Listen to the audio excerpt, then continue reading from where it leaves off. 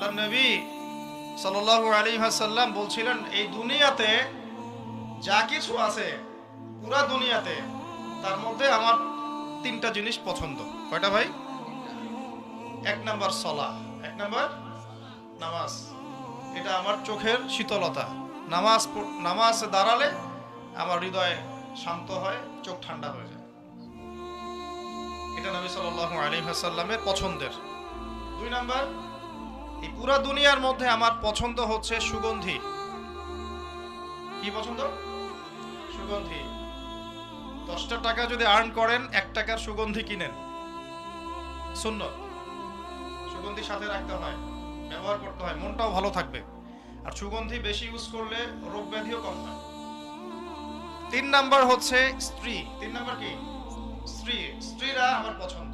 নবী সাল্লাল্লাহু আলাইহি ওয়াসাল্লামের এই 3টা জিনিস পৃথিবীতে পছন্দ।